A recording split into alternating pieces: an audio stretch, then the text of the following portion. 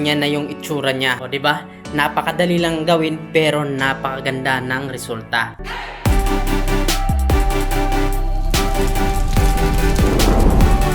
Shout out sa iyo, Elsa Sotel from Karkar, Cebu. Salamat po sa panonood. At sa iyo rin, Nina Lupisilio from Bohol. Salamat po sa panonood. At sa iyo rin, Brins Amiga Vlog. Salamat po sa panonood. At sa iyo naman, Leonard Ramos. Salamat po sa panonood. At yung iba guys ay dito na lang sa screen. At sa hindi pa ako kilala guys, ako pala si Ransky Tutorial. Nagtuturo ako dito ng table skirting, napkin folding, towel folding at iba't iba pang tutorial. At ngayon guys, yung ating ituturo ay napaka-basic lang na design. Saktong-sakto sa mga beginners dyan. At wag na nating patagalin, magsimula na agad tayo. Ang haba pala ng ating table is 1.5 meters po yan. At ito naman yung ginagamit natin na tela, Alpha Gina po ito. Ayan. Tulad pa rin ng dati guys, lalagyan muna natin dito ng takip pero dito tayo magdi-design sa harap. At ayan, linagyan lang natin ng pin dyan at saka dito. So mag-pleats na tayo dito sa harap. Ayan, nandito na tayo guys. Ano ba yung gagawin natin dito? So dito sa kanto guys is gagawa tayo dito ng pleats. So paano ba yung gawing pleats na yan? Napakadali lang guys. So ito yung roller natin. Ayan. So ganyan lang natin. Magsukat lang tayo dito ng 4 inches. Tapos itong tela natin, ayan, nakapin na yan dyan guys ha. Ayan. So igaganyan lang natin. Ayan. Tapos dudukutin natin dito sa katapat ng 4 inches. Ayan. So ito yung 4 inches natin. Yung katapat guys ay dudukutin natin. Pag ganyan lang, pabalik. Ayan. Tapos hawakan natin. Tapos ipin natin. Ayan. So yung pagpin naman guys ay itusok natin yung pin kasama itong tablecloth at itong tela natin. Tapos ilabas natin yung dulo at ibalik natin sa ilalim para walang makitang dulo. Ayan, nakagawa na tayo ng pleats na 4 inches. Napakadali lang gawin. So dito naman guys, ayan, magsukat ulit tayo dito ng 4 inches. So lahat ng pleats natin at pagitan is 4 inches lahat guys. So hindi kayo mahirapan na tandaan ito. Yan, dito ay ipipin ulit natin siya dito. So, gaganyan lang ulit natin yung ating tela. Pag ganyan. So, ipin natin yung katapat dyan ng 4 inches. Yan, tapos ganun pa rin. Patusok, palabas yung dulo, tapos pabalik sa loob. So, ganyan lang kadali. Yan, gagawa ulit tayo ng ganito dito. Yan, 4 inches ulit guys na pleats. Pwede mo iganyan na lang dito kasi 4 inches naman yan. Pwede ganyan mo lang yung pagsukat at ipin mo na. Yan, pwede rin yan guys at pwede pa rin yung katulad kanina. Igaganyan ulit natin yung ating tela, yung katapat dito, punta dito 4 inches, pabalik ulit. Tapos ipin ulit natin. Yan, pwede rin yan guys. Kayo nang bahala guys kung saan kayo komportable. Ayan, ganun pa rin yung pagpin, patusok, palabas at pabalik sa loob. Ayan, kagawa na tayo ng dalawa. Ganyan lang po kadali itong design na ito. Ayan, yung pagitan naman niya is 4 inches ulit dito at ipopokus natin yung camera mamaya para makita nyo kung paano ba natin pinin. Baka mayroon pang nahihirapan dyan at parang malabo pa. So, ayan, so itututok natin yung camera ng maigi. Ayan, so dito ipin muna natin. Ayan, dito 4 inches yung pagitan ulit niya. Ayan, papunta dito 4 inches yung pagitan. Para talaga ito sa mga beginners guys.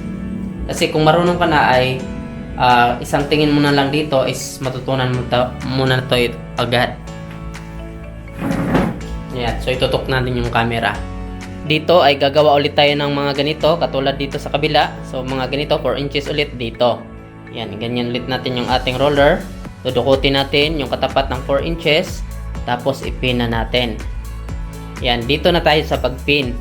So magkatabi ito sila guys ha. Yan. Yung pagpin naman guys ay itusok natin yung tela. Ganyan. Ayan na yung itsura niya. Ayan. So medyo walang space dito sa ibabaw. Ayan. Nandito talaga siya sa dulo ng tela. Ayan. Tapos itutusok natin siya kasama na itong tablecloth. Ayan. Tapos pag natusok na natin sila, ibalik natin dito sa harap. Ayan. So, pag nakausli na kaunti guys, yung dulo ay ibabalik natin sa ilalim. Ayan. So, matibay na yan. So, ganun lang po kadali. At yung pagitan ulit niya is 4 inches. Gagawa ulit tayo ng mga ganito. At ipapas forward na lang natin para madali tayong matapos.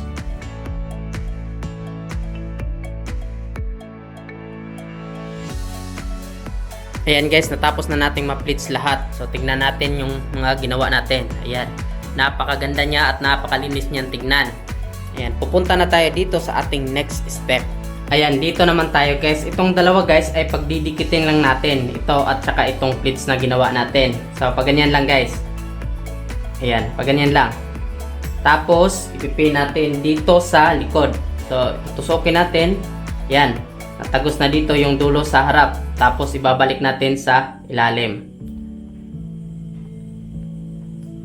Ayan. So ganyan lang kasimple guys. Oh, di ba?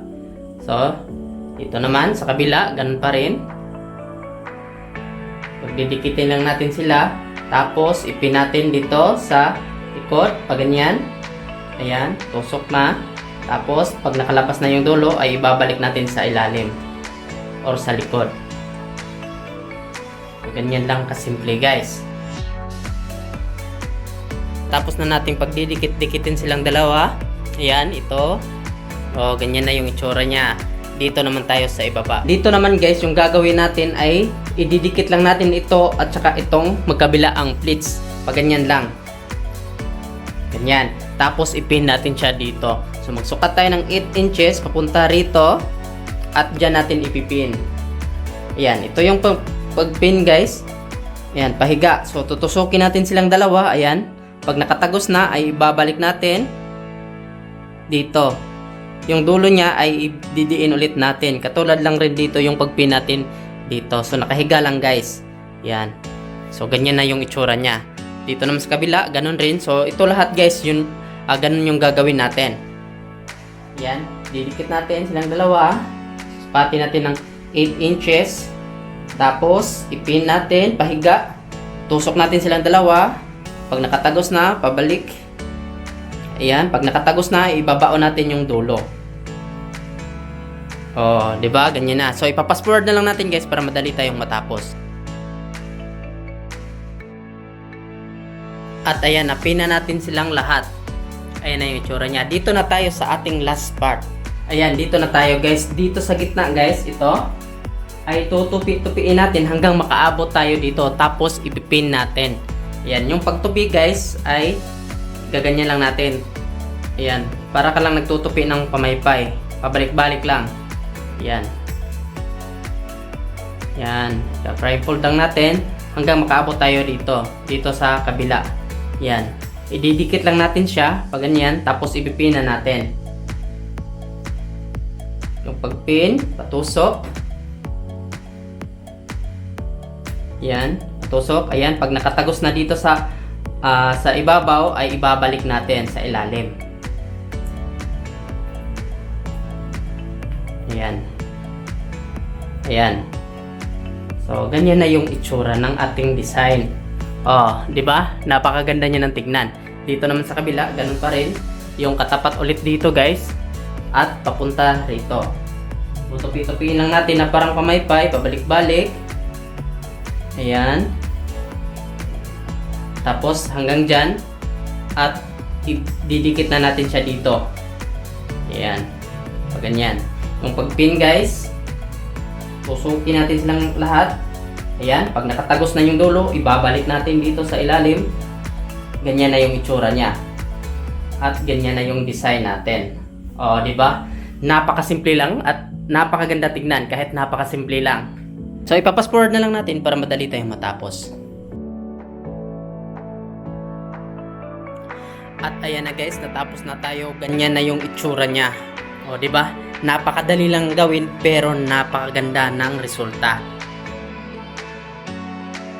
Salamat sa panonood guys. Hanggang dito na lang yung ating tutorial. Ako pala si Ransky Tutorial guys and peace.